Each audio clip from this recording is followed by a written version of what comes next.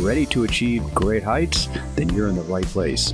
Welcome to Power Your Performance, the podcast where we dive deep with leaders in the gaming world and beyond and learn the techniques they use to power their lives.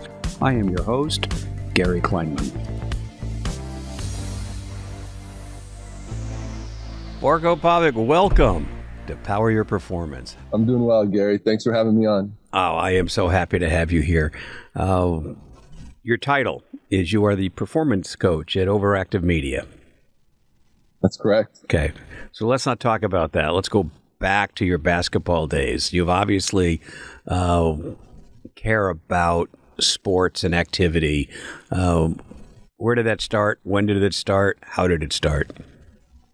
I played sports my entire life. My father was, big into soccer, or football, if you want to call it, in Europe.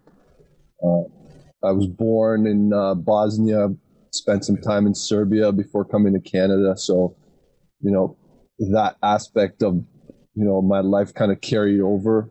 My father was, he played some soccer, but he was, he's always been a fan of sports. So when we came to Canada, soccer wasn't as big as it was back home. So we kind of searched for, what made the most sense, and just kind of fell into basketball. And how old were you when you migrated to Canada? I was 9 years old. So was sports one of the ways then that you integrated with friends in the community as your commonality? No question. I mean, I can remember, the first weeks in the country with absolutely minimal language understanding, but just a playground at recess and, throwing a ball, kicking a ball, shooting it. It was just a way to connect with people on a different level other than language, and, allowed me to kind of get comfortable and find my footing. And I think it set the stage for, my growth going forwards. Yeah, I've always found it fascinating how things like sport can do that, right? That there's that universal language of game, and it allows you to integrate into a community that on its face and its surface may not have any basis for integration. Were you a gamer then in terms of video games at the same time, or was it more stick and ball? I mean, it was definitely more ball, not a lot of stick. We played some ping pong and tennis, but no hockey? Wait, you're in Canada, you're not playing hockey and strapping on skates? God, you can get deported back to where you came from if you don't skate.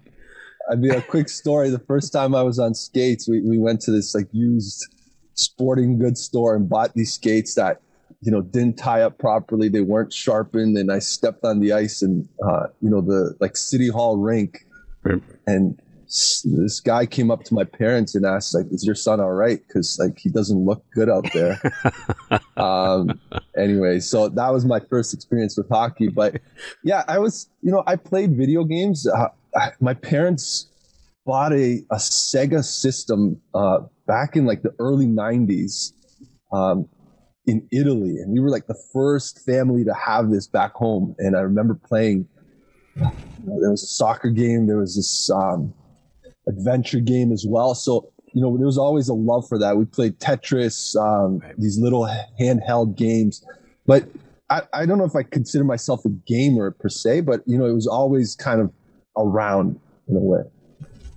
And then looking at your bio, then you got into basketball and coaching basketball. Was that the initial part of your trajectory?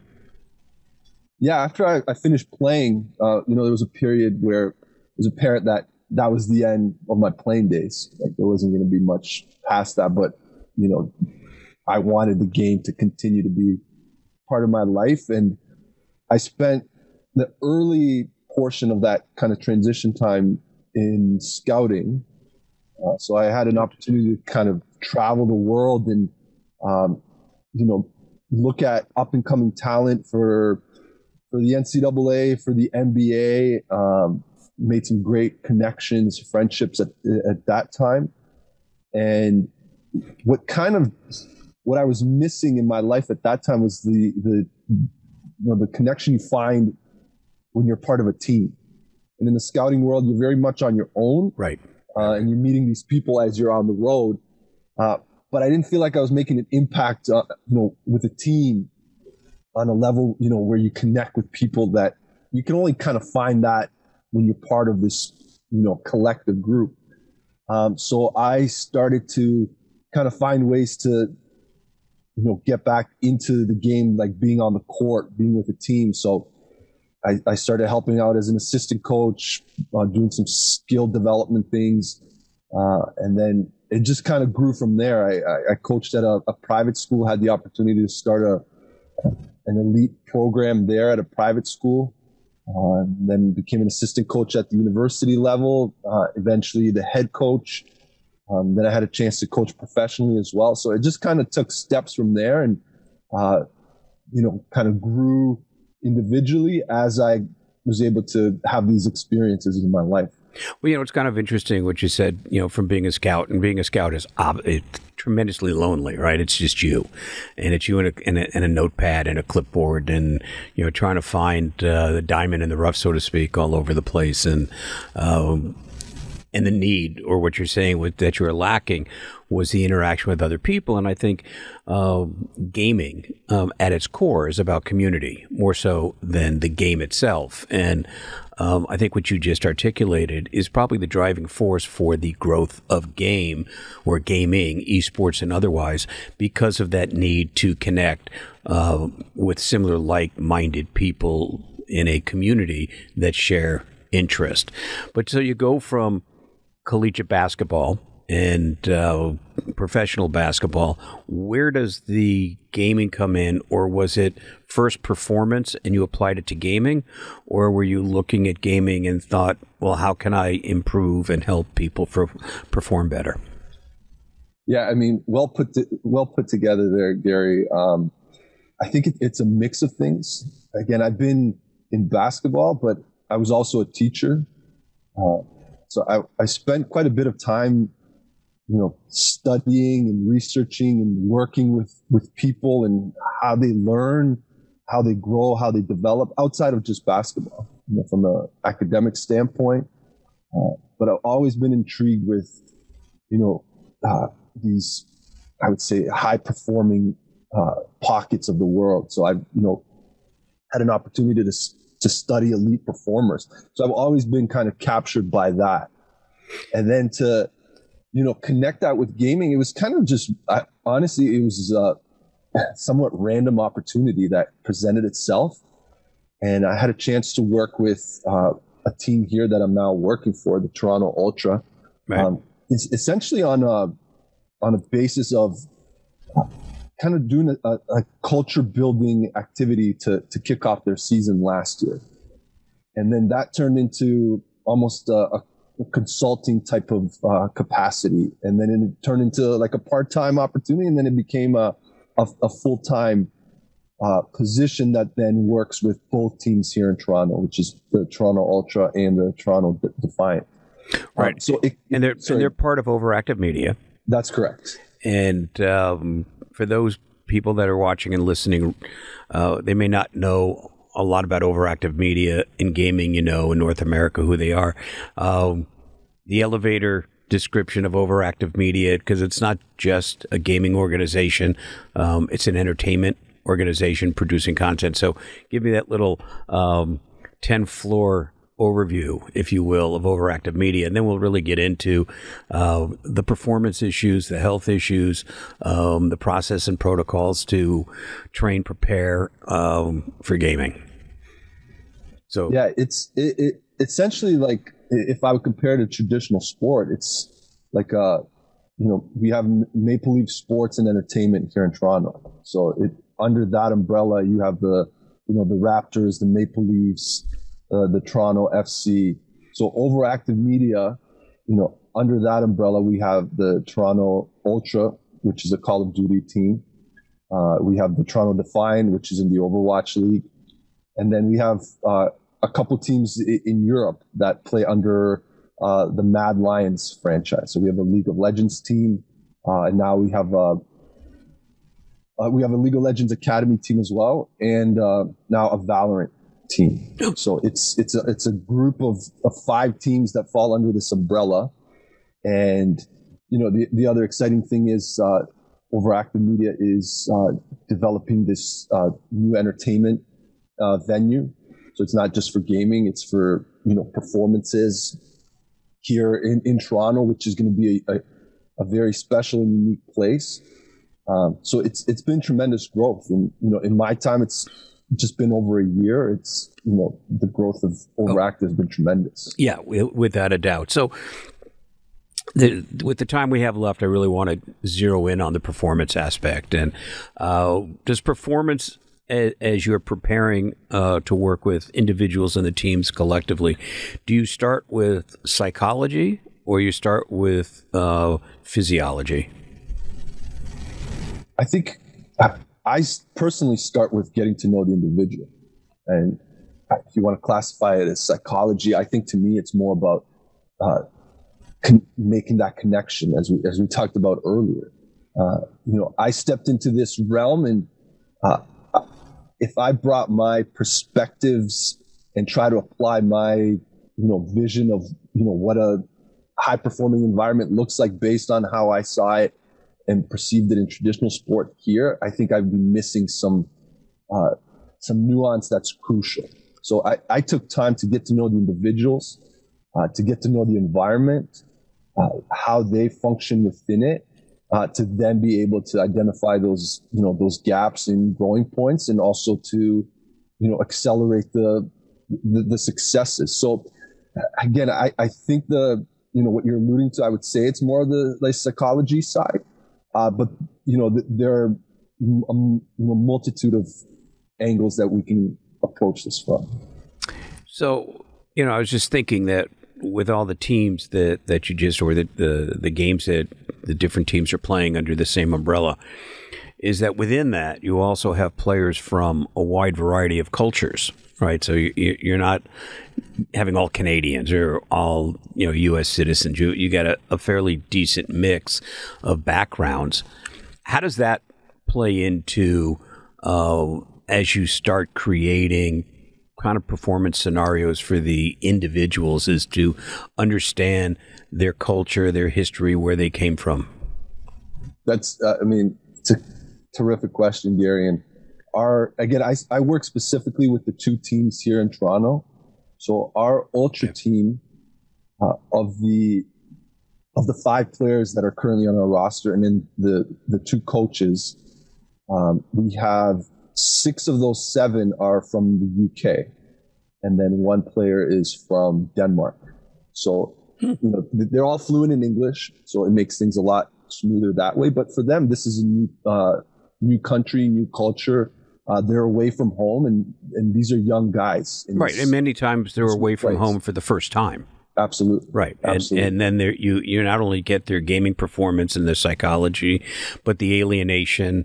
I guess actually you're a pretty good person for that, because you can relate to being the new kid in a foreign environment without full language, and having to, sink or swim, as we say here. So that's kind of interesting to start with the culture and the diversity first and foremost, and then what's the next thing? I mean, how much of your performance is physical?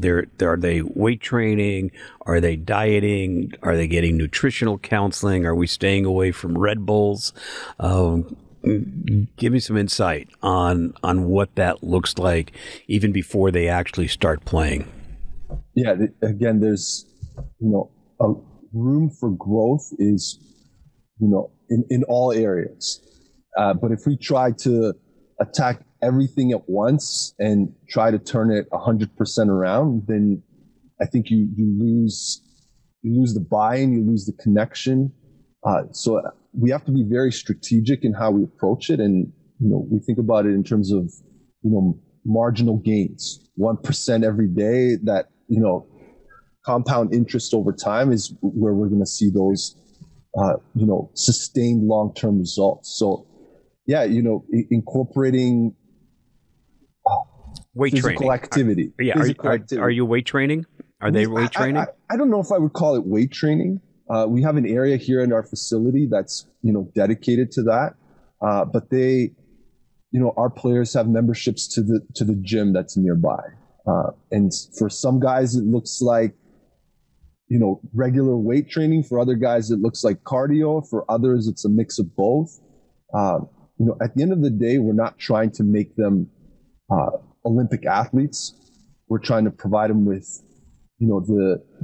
as much as it's physical, the mental space to be doing something else, to almost, release them from the stress to allow for, higher performance. So no question. I mean, the company that I run, skins.gg, which is a health platform for gamers with a wide variety of products, we produced a 3-volume ebook about the top 25 injuries, how to prevent them, and how to treat them.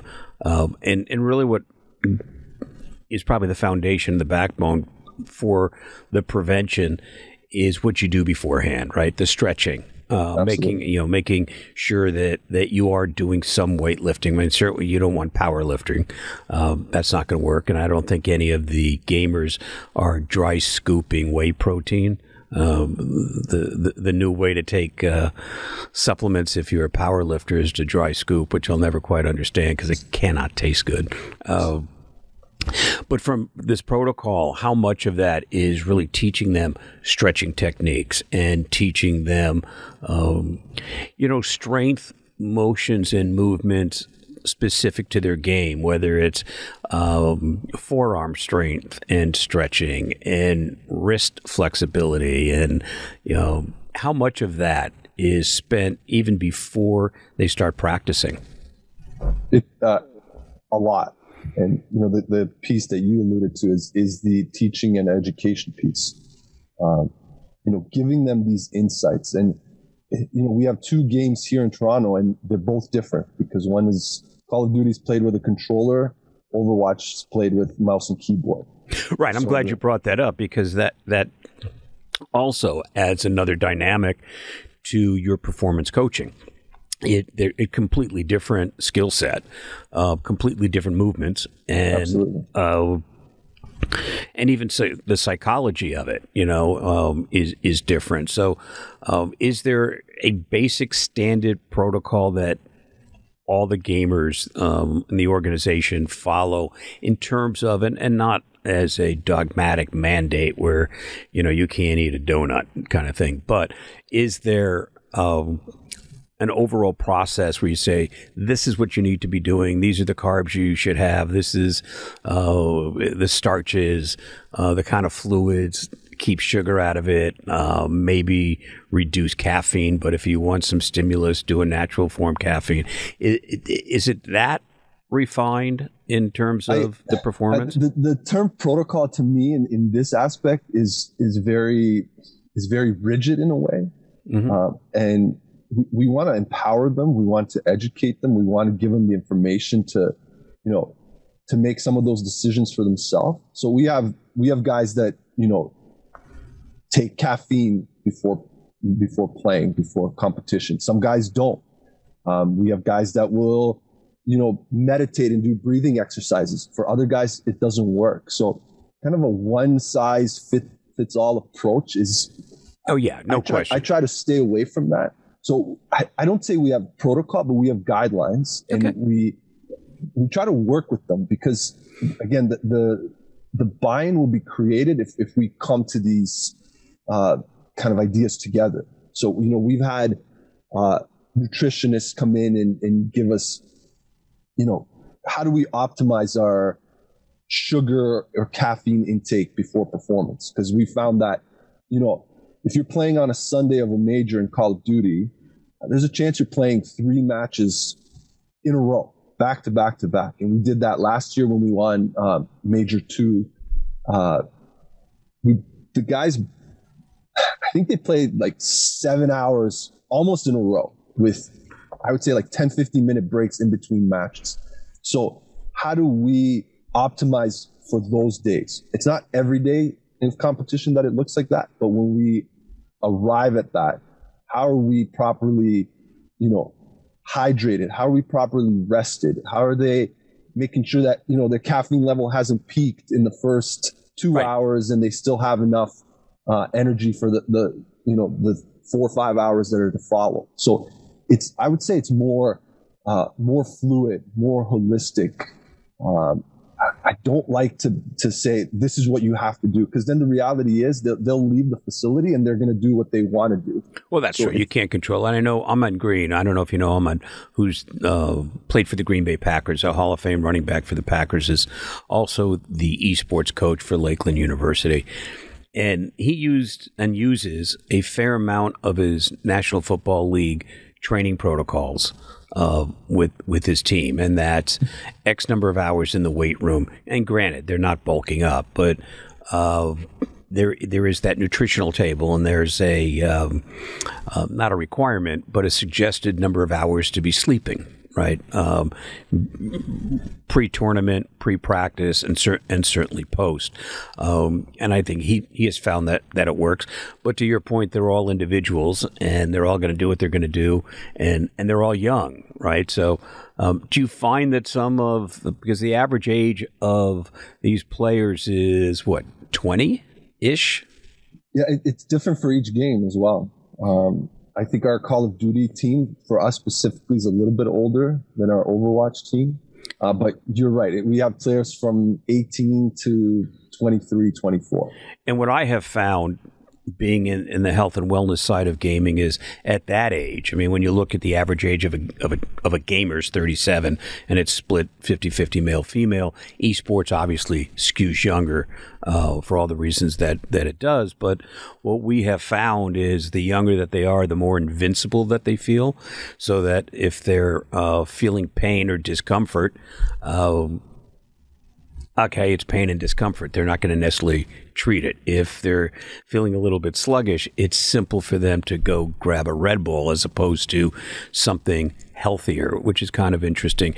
Do you look at the wide array of supplements that are available and recommend them? I mean, what we have seen, and without getting into this too specifically, that we're releasing a new electrolyte product because there's not enough electrolytes that the athletes are replacing, especially in a 7-hour session.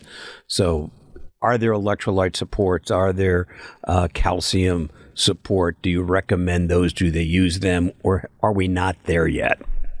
Well, we're certainly there. And again, we had a great conversation with our nutritionist in regards to, supplements and vitamins specifically.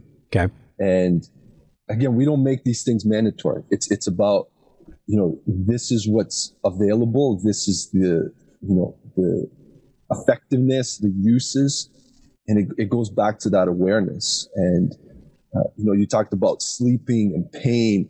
And I think the more they can check in and reflect on, their mental and physical states, and building that understanding, what the underlying factors are, not just the symptoms, I think it allows them to be able to be more proactive and then ask for help when it's needed. And I'll just jump to a point of, physiotherapy.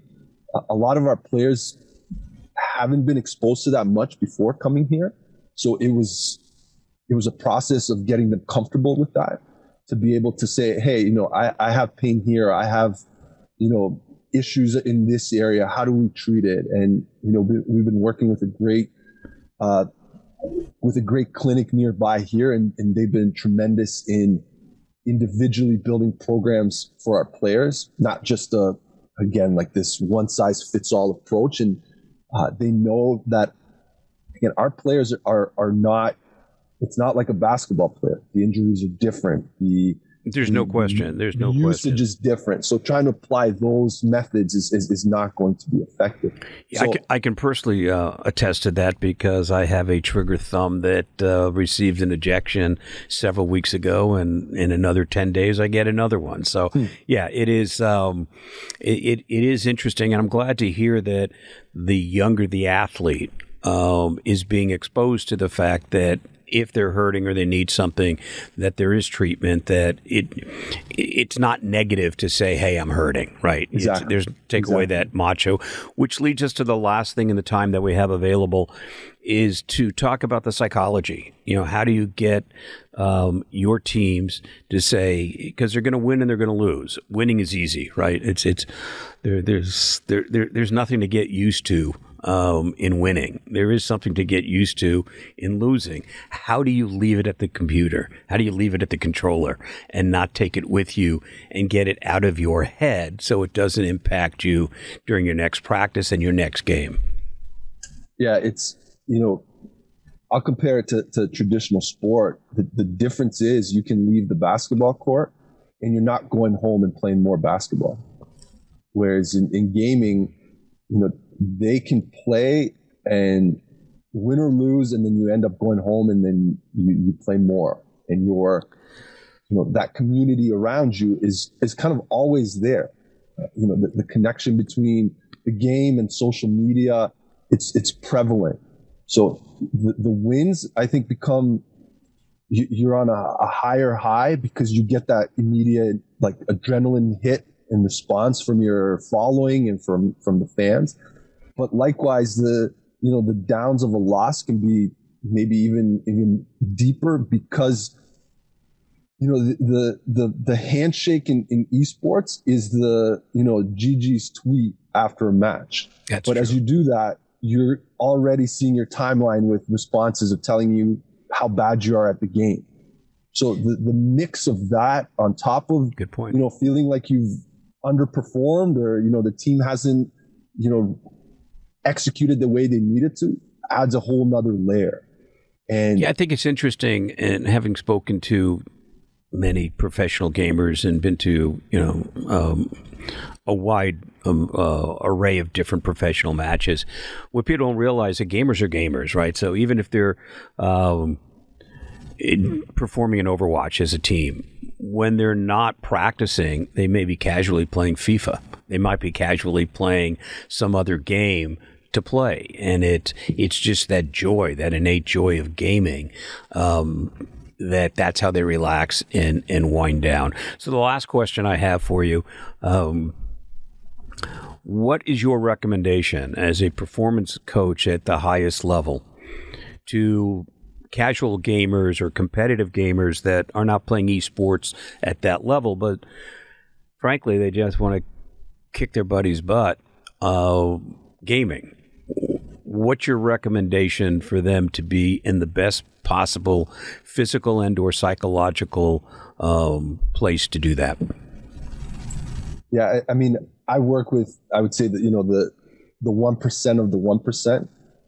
But if I was talking to, the casual gamer, I think it's very easy to go down a rabbit hole where you find yourself playing 8 to 10 hours a day, and then that compounds over time. And I think it's balance. It's how do you, find avenues away from the computer, away from the system, to provide yourself with, the nutrition, the hydration, the physical activity, to clear your mind, to clear your body, to be able to perform. And again, that can be at a different level, whether it's, a friendly match with your friends or at a, collegiate level now. I think it's clearing the space, a mental space that will provide you with an opportunity to just, be at your best. And, those things can come from finding other things that can occupy you. So whether it's playing traditional sport or, spending time with friends outside of the game, so that when you can come, it's a clear mind and a focused mind to be able to perform. And I think if the more we do one thing over and over, then you kind of get caught up in this fog that's difficult to get out of. So, well, yeah, you raised a great point, and it's a great lesson to leave on, and that is there is a mind-body connection. And gaming, for those casual and or competitive, forget the sports people, that mind-body connection is about balance in your entire life, so that when you do choose to take the time to game, you're doing it and coming in with some fair amount of balance. Borko, Absolutely. I appreciate your time. Overactive is lucky to have you. Canada's lucky to have you as well. And if you ever come down to North America, I'll buy you lunch. Absolutely, Gary. I'll hold you to it. Please do. Borko, thank you for the time, and keep gaming and keep those kids healthy. Thanks, Gary. All right. Be well. Thank you. Thanks for listening. This podcast is part of the MAP Esports Podcast Network and produced by Innovation Media Enterprises. Please be sure to leave us a review and follow us on your favorite podcast player.